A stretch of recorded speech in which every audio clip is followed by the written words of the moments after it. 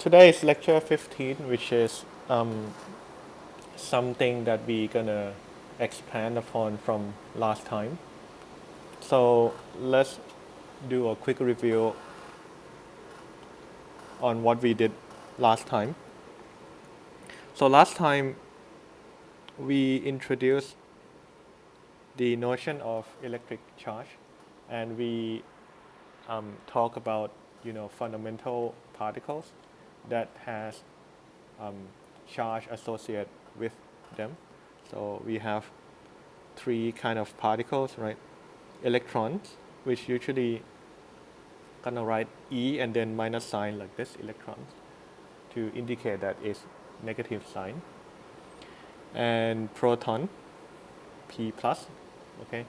And then we are not gonna talk about it at all at this point onward, but it's good to know anyway, it's neutron. So, and zero means it's electrically neutral, right? So we don't have to worry about a neutron being attracted to or, you know, repelling other charge because it's electrically neutral. Okay, so most of the time we will be talking about these two particles, right? And they have very different mass, right? So when you see a question and then the question say, okay, consider an electron, then you should know right away what's the electric charge and what's the mass, okay? And um, it will be important at some point. So just keep in mind that we have this kind of particles. But in any case, if we talk about, like generic particle, generic object, and at this point, we only consider an object to be a point-like object. Point-like object means you don't need to worry about the size of that particular object. So it's either the object is really, really small, like an atom, or you need like one, piece of dust or something like that. Well, small is always relative, right? So I'm just talking about, small compared to, other size in the problem. For example, small compared to the distance between the two particles, right? So if you have the two particles to be, like 100 kilometers away, then even if this is, like a car, which is usually quite big in our sense, right? Compared to 100 kilometers, it's small enough to be considered a point-like particle, something like that, right? So it's always relative. But in any case, if we have two electric charges or two objects where each one has, electrical charge associated with each one, so usually we write the charge using the variable q, and then we can say q1 and then q2. And then if you want to be very explicit about, the sign or polarity of the charge, you can either put plus or minus or whatever you want like this, right? Just to be very clear, the sign of each charge. So what we learned last time is that the charge or two charges, if they are opposite sign, they're gonna attract each other. So attract each other means there's gonna be forces acting on each particle like this and like this. So force here we're gonna say F12, right? Remember what this means? This means it's force on Q1 by Q2. And this is F21, which is F on 2 by 1. And if you have the third one, the third charge, and let's assume that it's positive like this, then you're gonna consider also this pair, right? So this kind of force, which we call Coulomb force, is always happening between pair. Okay, so you have to, like pair up all the pair in the system. So you also need to consider Q1 and Q3. And they have the same polarity, so they repel each other. So that means there's another force on Q1 which point in this direction, and that's going to be F13, right? Because this is F on 1 by Q3. And then you can do the same thing for Q2 and Q3, right? I'm not going to repeat what we did last time. So these are called Coulomb force, which is force between charges. And Coulomb force obeys Coulomb's law. And Coulomb's law tells you that the magnitude of the force is given by some constant times the amount of charge Q1 and Q2, and then divide by distance square. Okay, and just to be very clear, when you write this distance, you can also do a subscript 1, 2 to say that, okay, is the distance between Q1 and Q2. Because if you pick different pair, then you have to use distance associated with that pair. Okay, so this R1, 2 here is a very explicit way of saying that R1, 2 is distance between Q1 and Q2. So if you have another pair, like in this case Q1 and Q3, right, Q1 and Q3, then it's going to be K Q1 Q3 divided by R13 square. Okay, this is, I think, clear enough. So I don't think any of you have any trouble understand what we did last time. And then we kind of use this already in this diagram, which is the superposition principle. So if you have multiple charges, then you can just add up the force from, every pair together. And then remember that force is vector. So you need to add forces the same way you add vectors together. So direction and magnitude, right? So both are very relevant in this case. Okay. This is what we did last time. So what we're going to talk about today is the concept of electric field, right? I gotta do a little bit, like abstract explanation, but it's gonna help understanding what it is, what the electric field is. But in terms of calculation, it's probably not so relevant. So if you have some difficulty, conceptually understand what it is, how, how does it originate from or something like that, then it's probably not such a big deal. But for those of you who are interested, I think this is quite important. Okay, so for today, we're going to talk about electric field, right? So before that, let's ask this kind of question. Okay, so imagine that we have two charges again, Q1 and Q2, and both of them are positive. So they repel each other. So that means the charge Q1 will sense or feel some force pointing in that direction. This is F12, just like what we draw in the diagram above. And F12, the magnitude of F12 is equal to K Q1 Q2 divided by R squared. Right. Since there's only one R, which is the distance between Q1 and Q2, I don't need to really write down R in terms of, like R12, because it's clear what R I'm talking about. So it's this R. All right. So you can plug in the number and then calculate what the force is, right? So if someone move Q2 to be a little bit further away, right? So let's say you move Q2 to be here,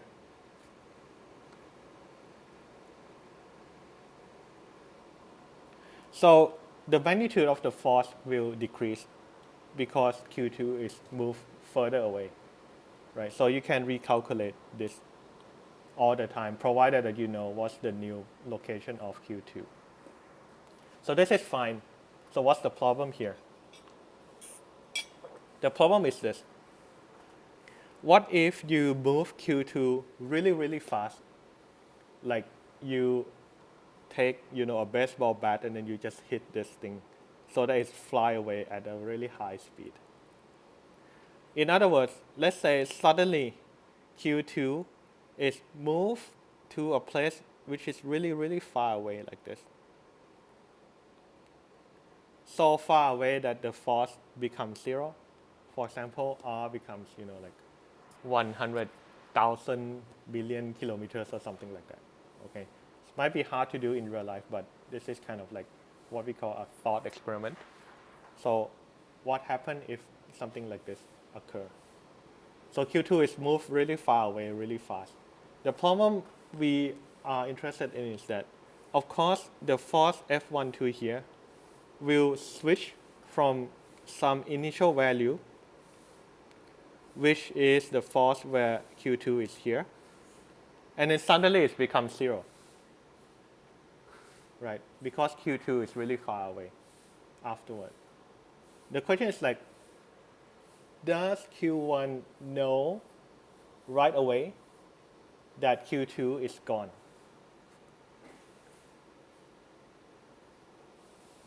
Okay, so Q2 is gone, force becomes zero. Does the force become zero instantaneously?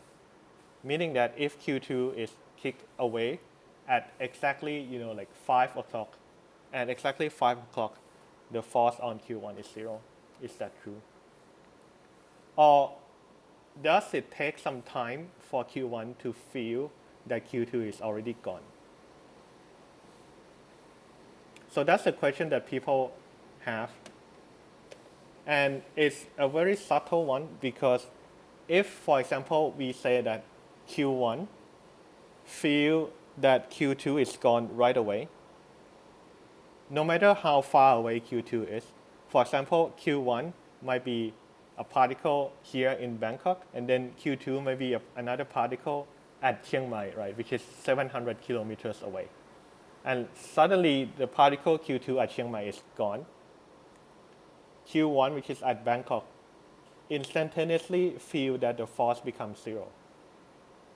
Is that the case?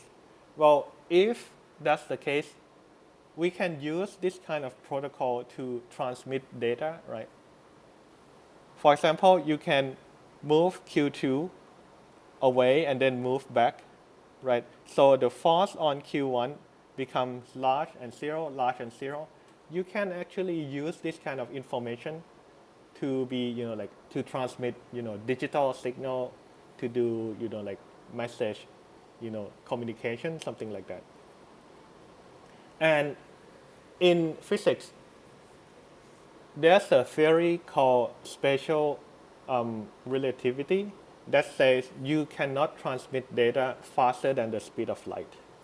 Okay, any means of transmitting data will not be faster than the speed of light itself. So if Q1 feel that Q2 is gone instantaneously, that's actually in violation of special relativity, so that cannot be true.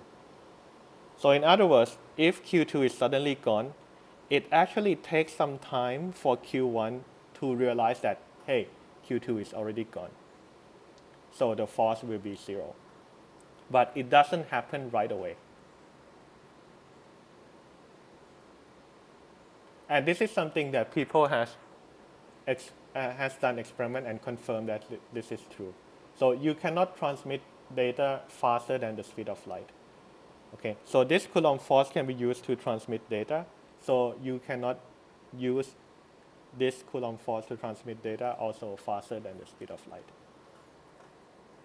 So that's a really strange kind of like way of thinking if you like consider Coulomb's law to be like this. Because if you write down the force like this, you don't really care like how long does it take right? There's no like time information here. Like, how do we incorporate this? So in order for us means like physicists or scientists, to be a little bit more comfortable, we invent the notion of electric field. And I'll explain in a few moments what it is. But this electric field is kind of, like fix the, like incompatibility between force written this way and, the fact that you cannot transmit data faster than the speed of light. And so let's see how it is. So the idea is this, okay? In order for Q1 to feel this kind of force F12, okay, it's going to be a two-step process.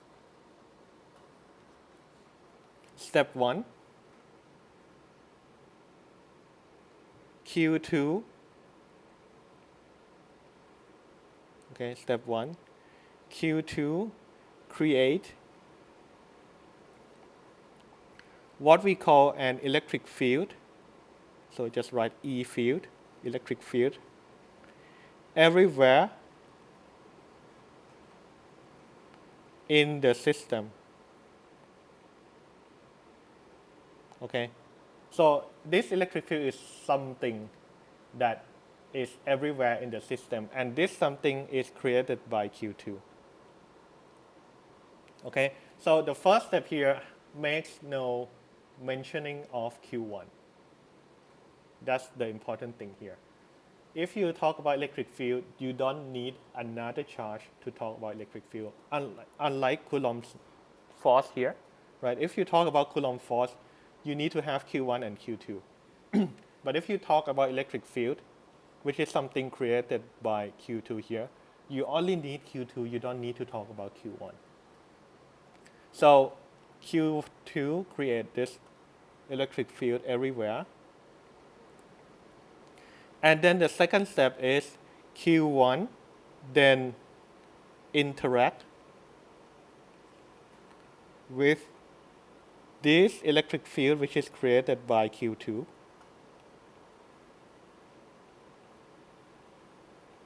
Okay, so the electric field that Q1 is interacting is the same thing that is created by Q2. So this is the same thing. So Q1 then interacts with this E field, which is created by Q2, and then feel the force according to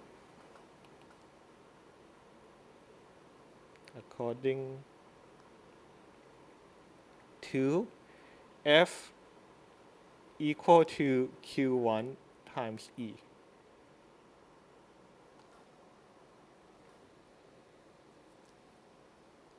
And this E is the same E, which is the same as this one. Okay, so this is the two-step process that I talked about earlier, right? So in order to kind of like say, okay, what's the origin of this Coulomb force? One, the Q2 charge create electric field everywhere in the system, right? So this electric field, we gonna see later that it's actually a vector. So it's actually kind of like, you can think about a vector which you cannot see, and this vector is everywhere in the system, right? So anywhere, any point in the system that you choose, there's going to be some an electric field vector associated with that point. So at the location of Q1, there's also going to be some electric field here. Again, this electric field is created by Q2. Okay. The second step is this Q1, it doesn't care about Q2 is here. It only cares that, hey, the location of Q1 has an electric field given by this particular vector. So Q1 feel the force according to this equation. So in other words, Q1 also doesn't really care about the existence of Q2. As long as it knows what's the electric field at its location, it can know what force gonna be on Q1. And this electric field might not be coming from Q2, it might come from Q3, Q4, and other Q. Or you might not even care how we create electric field in the first place, right? So this way of thinking is kind of, like take away the connection between Q1 and Q2, which is written in this formula in the first place. And this kind of, makes the problem of, transmitting the data faster than speed of light kind of a little bit, easier to think about. Because going back to our original question, what happens if Q2 is suddenly gone, right? Q2 is suddenly gone. So in the picture of electric field, when Q2 is suddenly gone, right, it takes some time for the, electric field, which is now gone, to propagate the information that Q2 is gone, right?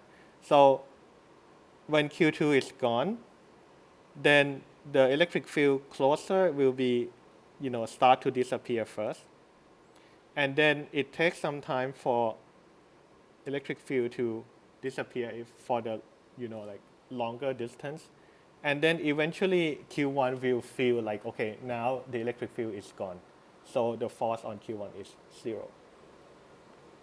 Okay, so this is why we like the notion of electric field, because it kind of makes, our interpretation of Coulomb's law a little bit easier.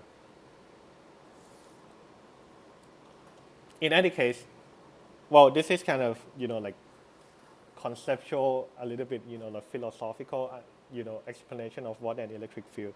But for the calculation, it's actually very easy, because what we want to know is that, okay, if we agree that Q2 creates electric field everywhere, okay, what exactly is the electric field created by Q2? Can we write down, the number or the vector? Well, of course, yes, because the only requirement that we have is that no matter how you picture this thing, in the end, the force on Q1 is going to be the same as the Coulomb force, right? So we just need to, come up with the electric field so that the force becomes this value, which is the correct one. So let's write that down. So what is the electric field, or what is the value of electric field? Okay, so I'm going to be a bit explicit here. So let's say I have again Q1 here, and then I have Q2 here. And to be really absolutely clear, the electric field at this location, I'm going to write it E2. And E sub 2 means electric field, E field, created by Q2. If it's electric field created by Q1, I would write E1, right? But at this point, we don't care about that, because we care about the force on Q1. So E2 means electric field created by Q2.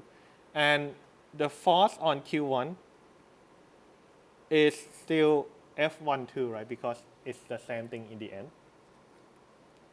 So F12 equal to, by this definition, the electric field by Q2 at this location, okay? Different location will have different value of electric field, right? So that's also kind of hidden here. But F12 equal to E2 times Q1. That's what we want. That's what we want.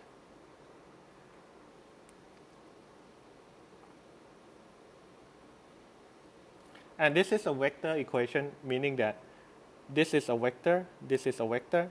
Q1 is a scalar. So scalar multiplied by a vector, you just change the length of the vector, right? So it's going to point in the same direction, but it might get longer.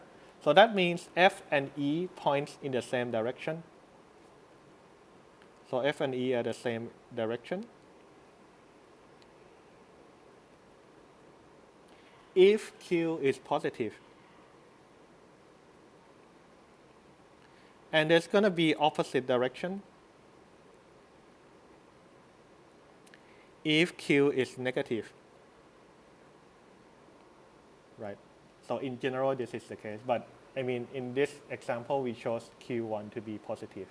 So F1, 2, and E2 will be pointing in the same direction.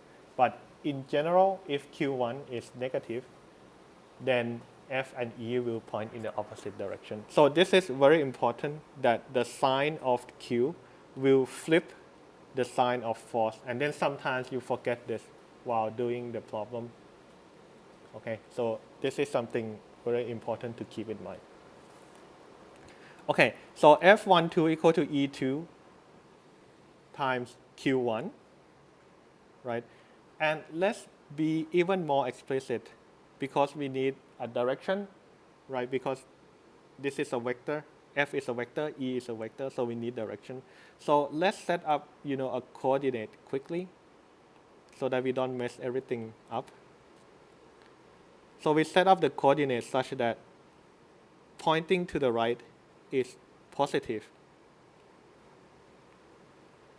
x, and pointing to the left is negative x. Right? This is just to keep track of the direction of the vector that we have here. So let's write down first what is F12. F12 is Coulomb force, which we know that Q2 and Q1, they are of the same sign, so they have to repel each other. So we know that F12 must be pointing this way. F12. Maybe I just choose the same color here. So F12 must be pointing this way for Q1 to the left. To the left means it's negative x direction, so I can write negative x hat. Right, so this indicates the direction. And then multiply by, of course, the magnitude of the force itself, which is, according to the Coulomb's law, is K Q1 Q2 divided by R squared.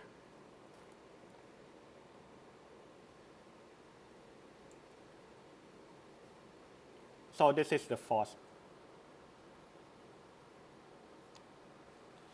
F12, right? And F12 must be equal to E2 times Q1. So I can just set this equal to E2 times Q1. And you can see that Q1 cancel each other out. Q1 is gone. Q1 is gone. So what I have is E2 is equal to minus x. Again, this thing tells the direction and nothing else. But the magnitude of E2 is K Q2 divided by R squared.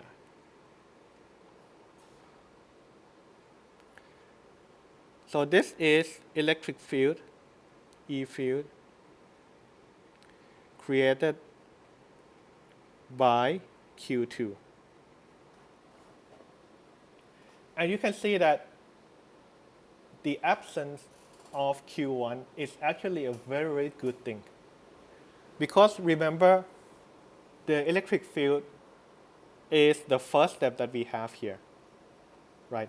Q2 create electric field everywhere in space in the system. And it has no mentioning of Q1 at this point. And we don't see any Q1 in this E2, which is good. So you can talk about electric field from Q2 even if you remove Q1 from the system. So you don't need Q1 when you talk about electric field. And that makes things a lot easier when you calculate stuff. Right? Because you don't need to worry about, I need a pair of charge in order to write down the Coulomb force. So what happens if I only have one charge? Well, there's no problem anymore because you just talk about the electric field in this case. So to kind of summarize a little bit, so electric field, E field, actually let me switch to this color. So electric field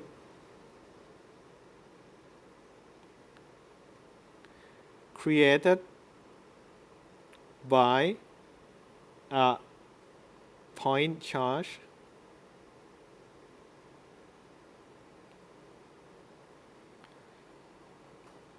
so any Q here, so Q in general,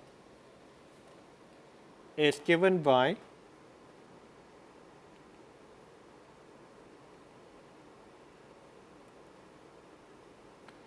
the magnitude E is equal to KQ divided by R squared.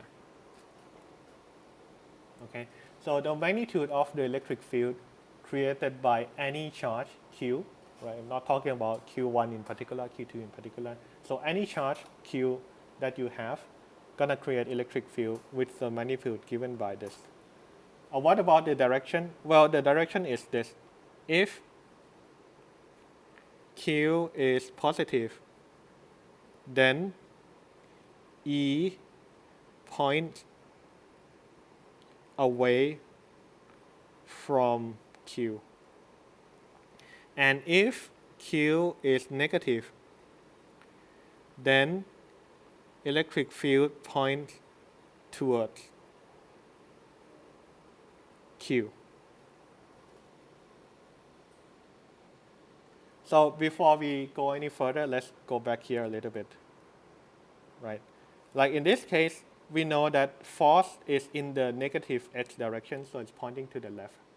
And that's because electric field E2, which is created by Q2, is also pointing in the negative x direction, so it's also pointing to the left, right?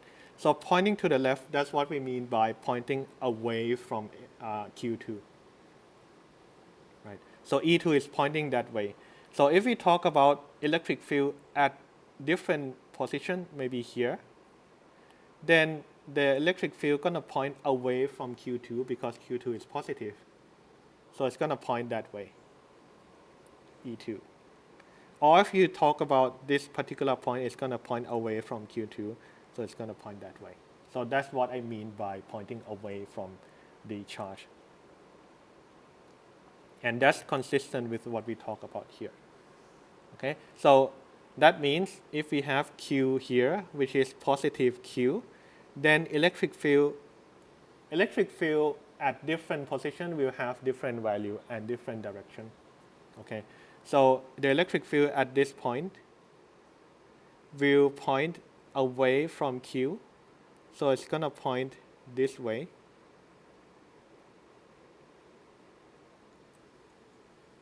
That's going to give you the direction of the electric field. And what's the magnitude? Well, that's when we use this equation here. Right, so it's KQ, this Q, divided by R squared, which is this distance squared. Right, so if you pick the point which is further away, R is larger, then the magnitude of E field, electric field, will be lower. Right, so if you pick a different point, let's say here, again, electric field is pointing away from Q, so it's going to point that way. And the magnitude is KQ divided by this distance squared. Okay, so in other words, when you talk about, like, okay, what's the value of electric field coming from this charge Q? Well, you have to say first, okay, what position are you talking about? Because different position will give you different value for electric field. And for negative Q, negative charge, everything is the same except the direction is pointing toward Q. So if you are talking about this point here, it's gonna point this way, the electric field. Okay, but the magnitude is the same, right? So the polarity of the charge gives you just, flipping the sign or the direction of the electric field, but the magnitude is the same.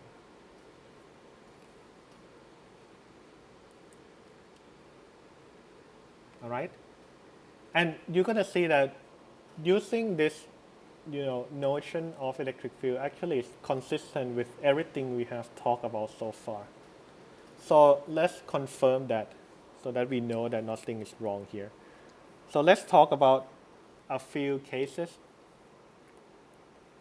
So case one, so we're gonna always talk about the force on Q1, but Q1, but Q1 gonna be either positive or negative. So we're gonna check many cases so we know that everything is fine. So for case number one, let's say Q1 is positive, Q2 is negative, or Q2 let's say is positive first, just to make things more systematic. So again, if we want to find the force on Q1, what do we need to know? Well, we need to know the electric field at the location of Q1. Right? So it's the electric field produced by all other charge, which is Q2 in this case. Right? So I can write electric field from Q2. Well, Q2 is positive. So electric field from Q2 gonna point away from Q2. So that means E2 gonna point that way.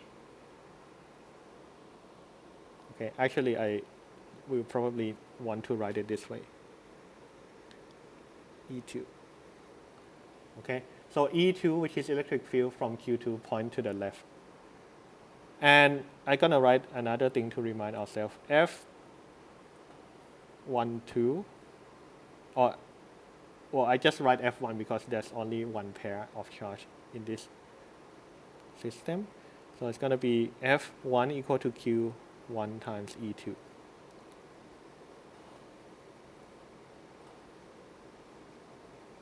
So what is force on Q1 in this case? Well, Q1 is positive, so force F1 is the same direction as the electric field. So force going to be pointing that way also. So it's supposed to be in the same location, but I cannot draw it that way. So I'm going to write it like this so that you know that force on Q1 is to the left. Which makes sense, right? Because they repel each other. That's how the force should be. Okay, that's fine. Let's talk about the second case. The second case, let's talk about Q1 being negative and Q2 being positive. And we know that they have to attract each other. So the force on Q1 now should point to the right. And is that consistent with the electric field thing? Well, Q2 is the same, there's no change. So E2 point to the left. But now in order to find the force on Q1, you need to multiply by Q1, right? But Q1 now is negative. So the force then will be pointing this way. And force is pointing that way because Q1 here is negative. And that's good, right? Because that's what we want. Because the force on Q1, we know that it should point to the right. So this is good. And then next one, well, you can probably see already that where I'm going. So Q1 is negative, Q2 is also negative.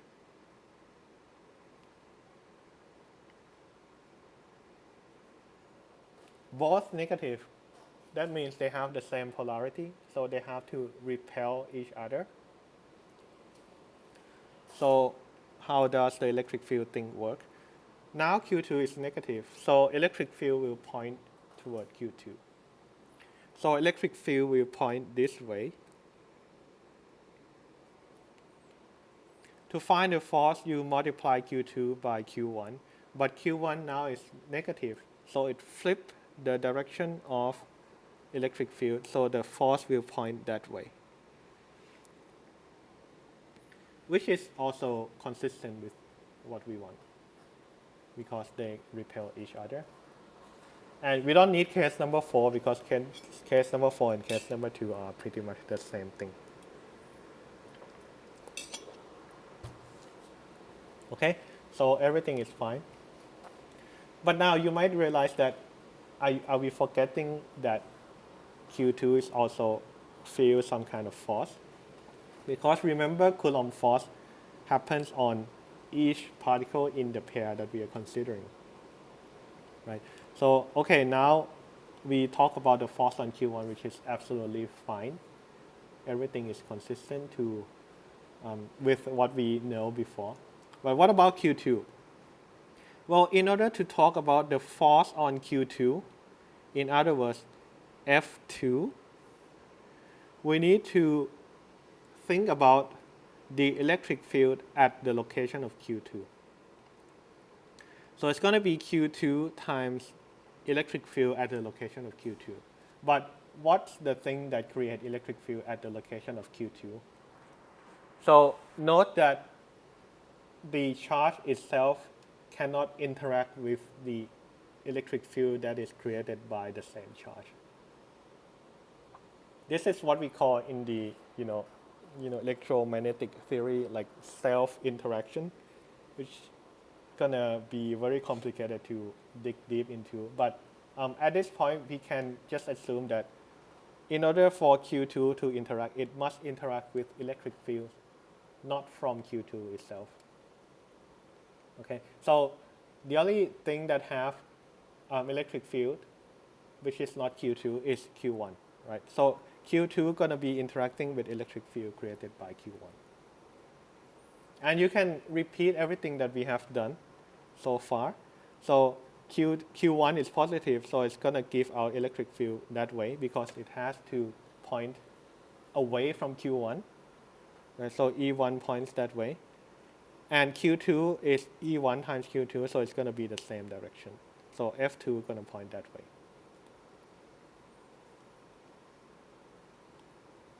I can write this F1, F1, F1. Okay, so this is F2. So they repel each other and everything is fine. So for the next one is the same thing because minus Q1 give electric field pointing in this direction because it's negative, right? Negative charge create electric field pointing towards that charge. And Q2 is positive, so the force must be pointing that way, which is consistent with the fact that they have to attract each other. But the electric field is a little bit different. And the last one is E1 pointing that way because Q1 is negative. And Q2 is negative, so you flip the sign so that F2 is pointing that way. Okay, so in the end, you get the same result as what you would have gotten if you just talk about Coulomb's law, like Coulomb force, F equal to K Q1 Q2 divided by R squared. So you might think that why makes things so complicated by introducing the electric field? Well, I agree that it's not going to help much at this stage, but later on, it's going to make things a lot easier to think about. And not only that, when we talk about electromagnetic wave, which I'm not sure if we're going to get to in this class, the notion of electric field is an absolute must, right? Without electric field, you cannot even start to discuss what electromagnetic wave is. Okay, so this is something that just you have to bear with me at this point. But you're gonna see that once you get used to the electric field, it's gonna come naturally in the end.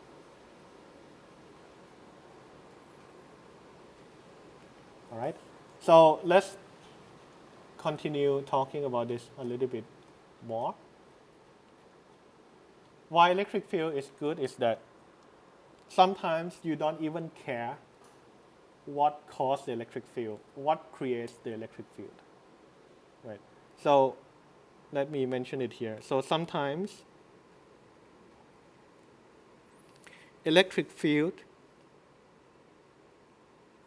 is given. That means I don't care who or what create the electric field in the first place. So it might be coming from many different other charges. It might come from some kind of device. Doesn't really matter. right? Sometimes electric field is just given. And it's given maybe in this way. Like the problem say, consider a region in space, maybe in a box, that electric field is pointing downward everywhere. Sometimes this is the information you're given. This is usually say that the electric field is uniform, like this. Uniform means same direction and same magnitude everywhere in space. No matter what location you pick, the electric field will point in the same direction and have the same magnitude. This is what we call uniform electric field. Okay, so for example, you are given, the problem gives you that, okay, consider a box, and inside the box, the electric field is uniform and point this way, going down.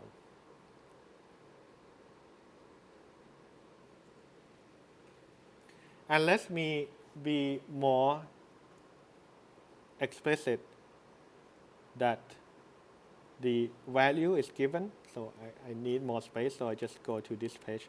So electric field, so E field is uniform again. E field is uniform. In a sense that everywhere is pointing downwards with magnitude, let's say, given by 5 Newton per Coulomb.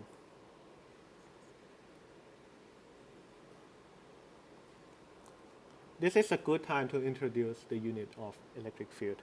How do I know that it's Newton per Coulomb? Well, just go back to this definition. Force equal to charge times electric field. So force is Coulomb. Force is Newton, that we know. Q is the amount of charge, so that's going to be in Coulomb.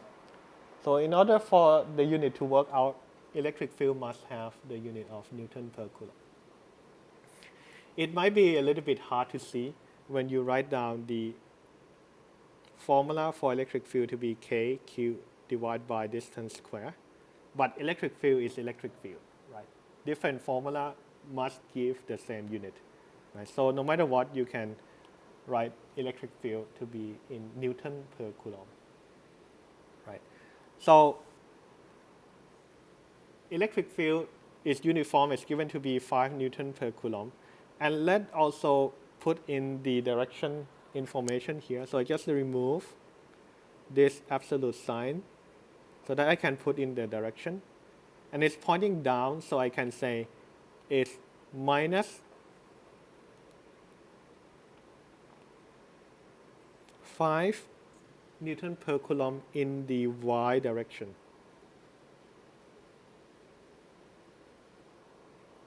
So it's pointing down, okay?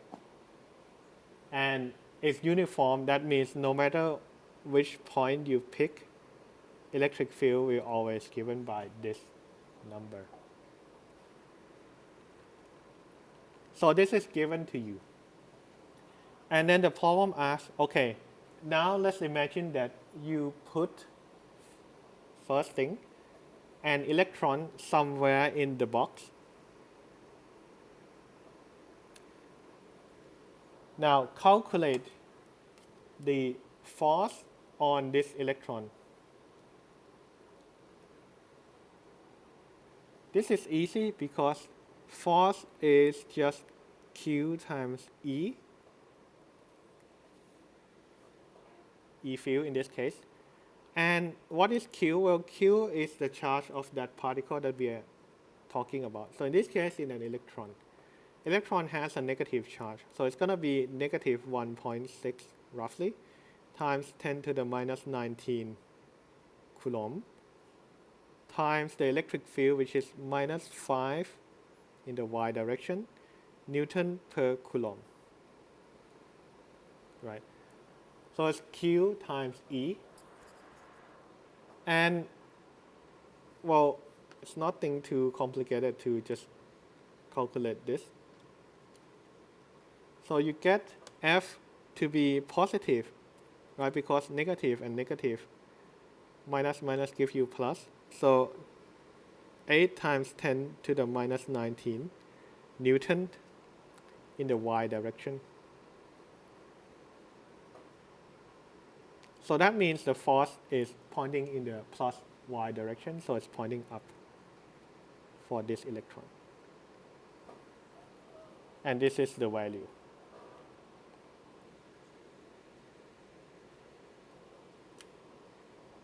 So now you are asked to repeat this question, but now the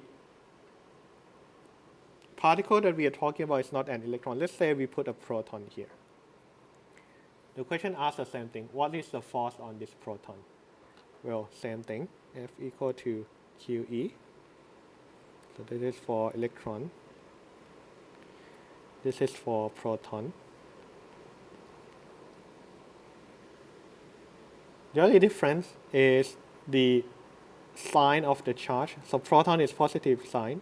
So it's plus 1.6 times 10 to the 19 Coulomb. And electric field is the same. It's minus 5 Newton per Coulomb in the y direction. So the number is the same, but you get negative 8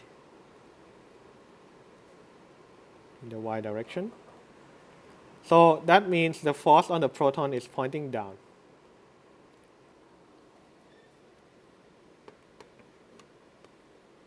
So you can see that the force on any kind of particle in this system is readily to be calculated, provided that you know the electric field.